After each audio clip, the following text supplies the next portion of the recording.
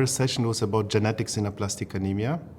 And we have divided our session into two parts. The first part was talking about the main question whether universal genetic testing is required in all patients with aplastic anemia or whether it should be done selectively.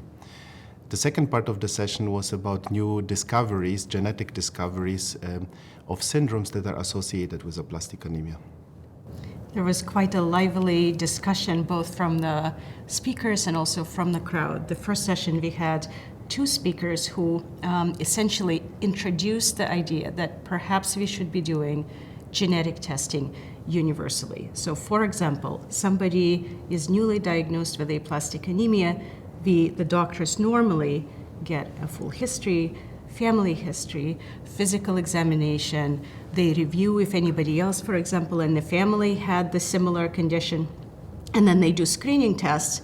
At this point, there generally is a fairly good understanding that the patient has a bone marrow disorder, but it could be because there was an inherited predisposition to it. For example, there may be a gene that is broken, and for this reason, the person is not able to make blood normally.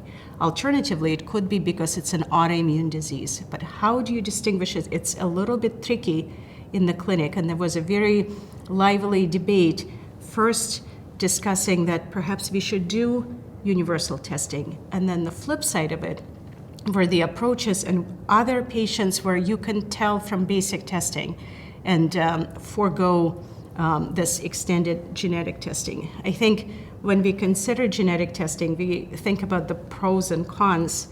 What are, for example, the pros? Well, of course, it's really important to identify if there's an underlying genetic problem because it will influence how you treat this aplastic anemia. It may influence a bone marrow transplant, for example.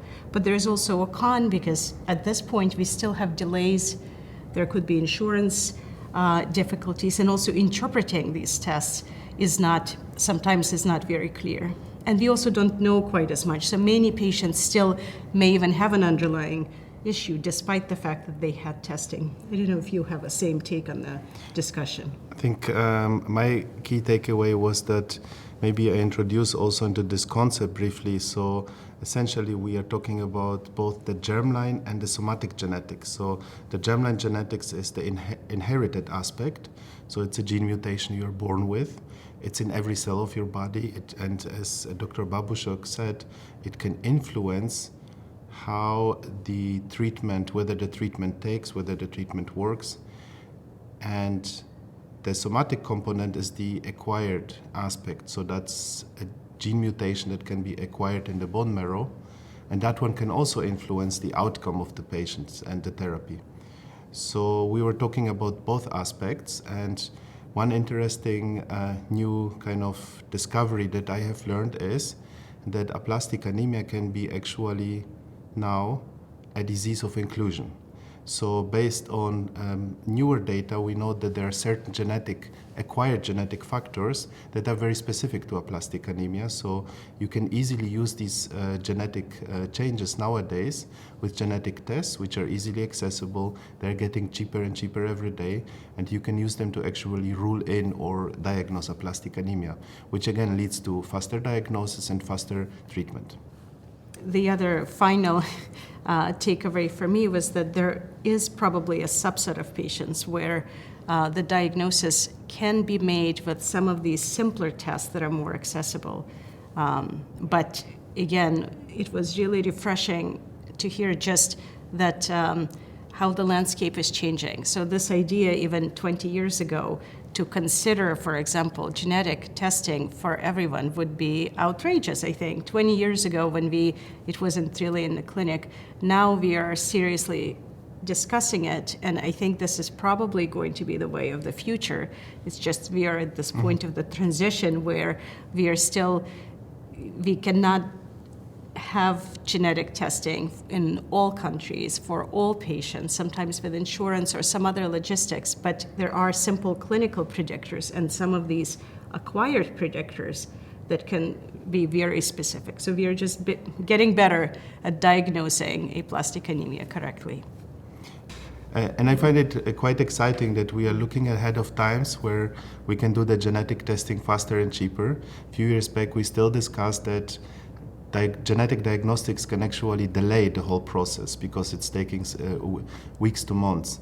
Now we could theoretically do the screening within 2 to 3 weeks and diagnose the patient. And sometimes genetic diagnostics can be faster than the standard assays that we had been performing, such as telomere length measurement and chromosomal breakage studies. So I think this is becoming standard nowadays.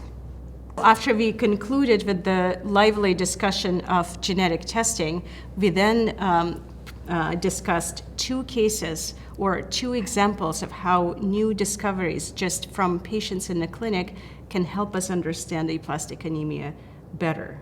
There were 2 speakers who discussed this was patients or families that they encountered in the clinic where where the patients presented with aplastic anemia, and then a genetic diagnosis was made, and it was a predisposition condition. So there was a genetic mutation that predisposed the patient to developing this immune-mediated aplastic anemia. In the first case, there was a break in the gene called STAT1. It essentially made the patient's immune system and inflammation to be revved up, causing suppression of the bone marrow. And so in that case, the patient was able to receive targeted therapy and with a pill, and their aplastic anemia, or what looked like true aplastic anemia, improved within 1 or 2 weeks. It was quite remarkable. And in fact, following on that discovery, later in the day, and I know you will have different session leaders speak about it, but following that discovery, there's now a new clinical trial that just opened at the NIH, National Institutes of Health, where they test this drug, ruxolitinib, which is a JAK inhibitor. It's a new class of drugs, which exactly suppresses that exact pathway that was activated in this particular patient due to a genetic mutation. Most aplastic anemia patients will not have these genetic mutations, but it's just a proof of principle that if you activate inflammation, you can get something that looks very much like true aplastic anemia. Then you put a drug that treats that exact pathway, and then the blood counts improve, which is remarkable, just quite incredible. And then the second speaker, who came from Norway, up above the Arctic Circle, so he discussed this family, incredible family where multiple family members had also aplastic anemia, and they had a completely different gene mutation in a gene called CTLA4. And we know this gene very well now from a different area of medicine because there are drugs in cancer therapies that target and inhibit this CTLA4, which is an immune regulator and normally suppresses, so it acts to suppress the immune system. So in this different part of medicine, we use those drugs to activate the immune system, and some of those patients develop aplastic anemia. Well, in this very unique family, they had a mutation in this gene, and multiple family members had activation of the immune system and really profound aplastic anemia. And so it was really interesting and very important for us to understand how genetic changes in different pathways of the immune system can activate immune system, lead to aplastic anemia, and also opens a possibility that we can maybe target CTLA4, just like what they did in some of these, in these unique patients. So it was quite incredible. What is your take on it, Marcin? My key takeaway is that there are several syndromes affecting many genes in the human body. These, as you said, are inherited syndromes. And for most part, they don't present with aplastic anemia, but some of the patients can actually develop aplastic anemia. And the changes in the cell that are dysregulated inform us a lot about the changes in aplastic anemia patients who do not have these genetic defects. So it's kind of like a broader picture, or we could learn a lot from these discoveries, these genetic discoveries, because as you said, they can inform new therapies. That's, I think, the most important takeaway. These new syndromes are really very helpful to understand the pathophysiology of aplastic anemia. Even though most patients with aplastic anemia will not have these syndromes, nonetheless that cellular pathways that are dysregulated are important.